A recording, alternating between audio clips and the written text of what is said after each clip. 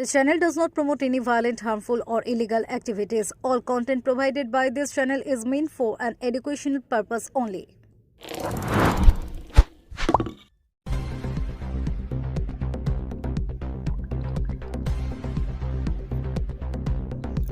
BJP ছেড়ে তৃণমূলে যোগ দিলেন দেবব্রত বিশ্বাস।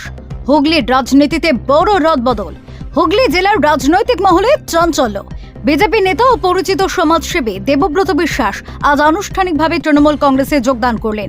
তার এই দলবদলকে কেন্দ্র করে সপ্তগ্রাম বিধানসভা কেন্দ্র সহ গোটা হুগলি জেলায় রাজনৈতিক চর্চা তুঙ্গে। দেবব্রত বিশ্বাস 2021 সালের পশ্চিমবঙ্গ বিধানসভা নির্বাচনে হুগলি জেলার সপ্তগ্রাম বিধানসভা কেন্দ্র থেকে বিজেপির প্রার্থী হিসেবে প্রতিদ্বন্দ্বিতা করেছিলেন। দীর্ঘদিন ধরে তিনি বিজেপির সঙ্গে যুক্ত ছিলেন এবং দলের সাংগঠনিক কাজকর্ম ও নির্বাচনী প্রক্রিয়ায় সক্রিয় ভূমিকা পালন করেছেন। স্থানীয় স্তরে বিজেপির একজন পরিচিত মুখ হিসেবেই তিনি পরিচিত ছিলেন। রাজনৈতিক পরিচয়ের পাশাপাশি দেবব্রত বিশ্বাস সমাজসেবী হিসেবেও পরিচিত।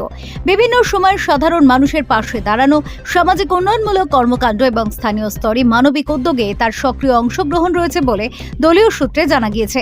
এই সামাজিক কাজের মাধ্যমে তিনি এলাকার মানুষের কাছে একটি গ্রহণযোগ্য পরিচিতি গড়ে তুলেছিলেন। তৃণমূল কংগ্রেসে যোগদানের পর দলীয় নেতৃত্বের তরফে জানানো হয়েছে, দেবব্রত বিশ্বাসের রাজনৈতিক অভিজ্ঞতা ও সামাজিক কাজের অভিজ্ঞতা দলকে আরও শক্তিশালী করবে। বিশেষ করে সপ্তগ্রাম বিধানসভা এলাকায় সংগঠন মজবুত করতে তার ভূমিকা গুরুত্বপূর্ণ হবে বলে মনে করা হচ্ছে। অন্যদিকে দেবব্রত বিশ্বাসের এই যোগদানকে বিজেপির সংগঠনে আরও একটি বড় ধাক্কা হিসেবেই দেখছেন রাজনৈতিক পর্যবেক্ষকরা। এই যোগদানের ফলে আগামী দিনে হুগলি জেলার রাজনৈতিক সমীকরণে কী প্রভাব পড়ে সেদিকেই নজর রাজনৈতিক মহলের। Bureau report, Kolkata Mirror. Ex GS panchayat member Bikash Das, Sushanta Sarkar, Abhishek Dutta, Asit Das. বন্দে মাতরম, বন্দে মাতরম, তৃণমূল কংগ্রেস জিন্দাবাদ, তৃণমূল কংগ্রেস জিন্দাবাদ, মমতা ব্যানার্জি জিন্দাবাদ, মমতা ব্যানার্জি জিন্দাবাদ, অভিষেক ব্যানার্জি জিন্দাবাদ, অভিষেক ব্যানার্জি জিন্দাবাদ। জয় বাংলা, জয় বাংলা, জয় বাংলা। পর জয়েনিং এর পর তাহলে কি বিজেপি শেষ? হ্যাঁ, হুগলি জেলা তো বিজেপি নেই, যে কটা ছিল সে কটা শেষ হবে। কি বলবেন, কেমন হবে এবারে 2026-এর ভোট? হুগলি জেলায় 18টা সিটে 18টা আমি জিতব। আমি হুগলি জেলা নিব। আজকে ডেবু জয়েনিং নিয়ে কি বলবেন? দেবু জয়েন করাতে পার্টি, ও তো আমাদের দলেই ছিল, মাঝখানে ওভারে চলে গেছিলো যে কারণেই হোক, আবার ব্যাক করেছে। আমাদের ছেলেরা ঐক্যবদ্ধ এবং দেবু আসাতে স্পিড পাবে কর্মীরা। 2013 থেকে 2018 পর্যন্ত দল আমায় সেই সময় দায়িত্ব দিয়েছিল এবং পঞ্চায়েত সমিতির সভাপতি হয়েছিল। তারপর কিছু ভুল বোঝাবুঝির কারণে আমি সেই সময় বিজেপিতে গেছিলাম এবং বিজেপির লোকেরা আমাকে আপন করে নেয়নি, তাদের নেতৃত্ব আমাকে আপন করে নেয়নি এবং অনেক কষ্ট নিয়েও চেয়েছিলাম। তারপরে আমরা দেখেছি বাংলার যুবরাজ যেভাবে কেন্দ্রীয় সরকারের বিরুদ্ধে যেভাবে বুক চিতিয়ে লড়াই করছে, বাংলার জননেত্রী, বাংলার মুখ্যমন্ত্রী মমতা বন্দ্যোপাধ্যায় যেভাবে নানা ধরনের প্রকল্প মানুষের জন্ম থেকে মৃত্যু পর্যন্ত যে প্রকল্পগুলো মানুষের কাছে পৌঁছে দিচ্ছে, এবং আপনারা সংবাদ মাধ্যম গতকালও দেখবেন বহু মানুষ ঘরের জন্য 60,000 টাকা করে তাদের অ্যাকাউন্টে ঢুকে গেছে অলরেডি। ফার্স্ট লটের 1,20,000 মধ্যে 60,000 টাকা করে ঢুকে গেছে এবং বাংলার বহু বঞ্চিত মানুষ যারা ঘর পাচ্ছে, গরিব মানুষ, দিদির যে স্কিমগুলো আপনারা দেখবেন, দীঘায় যেভাবে জগন্নাথ মন্দির হয়েছে, আজকে দুর্গা অঙ্গন বলে আপনারা নিউ টাউনের ওখানে হচ্ছে প্রায় 17 একর জমির ওপরে, যেভাবে দিদি একদিকে বাংলার উন্নয়ন করছে, সেভাবে ধর্মীয় স্থানগুলোকেও দিদি ঢেলে সাজিয়ে দিচ্ছে, যাতে বাংলার কোথাও কোনো মানুষের বিভাজনের কোনো রকম কোনো চিহ্ন, বিভাজনের কোনো কষ্ট না থাকে মানুষের মধ্যে। সেই জন্য দিদি সবাইকে সর্বধর্ম সমন্বয়ে সমস্ত মানুষকে নিয়ে চলছেন। আর বাংলার যুবরাজ যেভাবে বাংলার ইয়ং ছেলেমেয়েদের ক্রাশ যেভাবে রাস্তায় নেমে লড়াই, মানুষকে উদ্বুদ্ধ করছে এবং মানুষের প্রকল্পগুলো মানুষের দুয়ারে দুয়ারে পৌঁছে দিচ্ছে, যেভাবে ইয়ং ছেলেমেয়েরা উদ্বুদ্ধ হচ্ছে, তাতে আমরা সকলে খুশি হয়ে আমরা দিদির লড়াইতে আগামী 26-এর নির্বাচনে আমরা আমাদের অরিন্দমদা আছে জেলা প্রেসিডেন্ট, দিদি আছেন অসীমাদি মাননীয় বিধায়ক, অসীমাদি আছেন চেয়ারপারসন, মাননীয় বিধায়ক সপ্তম তপন দাসগুপ্ত মহাশয় আছেন, আমাদের সিনিয়র লিডার, তাদের নেতৃত্বে আমি পুনরায় তাদের সম্মতিতে আমি দলে আবার জয়েন করার জন্য মানসিকভাবে আমি স্থির করেছি। যেহেতু এখন তৃণমূলে যোগদান করতে হচ্ছে, সুতরাং বিজেপির নামে তো কিছু তো কুৎসা করতেই হবে। সেই জায়গায় দাঁড়িয়ে এখন এই ধরনের কথাবার্তা বলছে। বিজেপিতে এসেই 2021-এ প্রথম টিকিট পেয়েছিল, বিজেপিতে কিছুদিন বাদেই আবার 2024-এর লোকসভার কনভেনার হয়েছিল, সঙ্গে সিকিউরিটি দেওয়া হয়েছিল, যেখানে বহু কর্মীরা নিরাপত্তার অভাবে এখানে ওখানে বাড়ি ছাড়া হয়ে থাকে, তাদের আমরা নিরাপত্তা দিতে পারি না। এরকম ধরনের একজন তৃণমূল থেকে বিজেপিতে আসা কার্যকর্তাকে নিরাপত্তার জন্য সিকিউরিটি প্রেজেন্ট করা হয়েছে। এর থেকে বেশি আর কি দেবে? আজকে এই কথাবার্তাগুলো বলে শুধু কেবল তৃণমূলকে খুশি করার চেষ্টা করছে। বিজেপির বহু কার্যকর্তা আছে যারা এত কিছু না পেয়েও আজকে নিষ্ঠার সঙ্গে বিজেপি করে যাচ্ছে। এই ধরনের কার্যকর্তা এরা কোনো দলেরই হতে পারে না।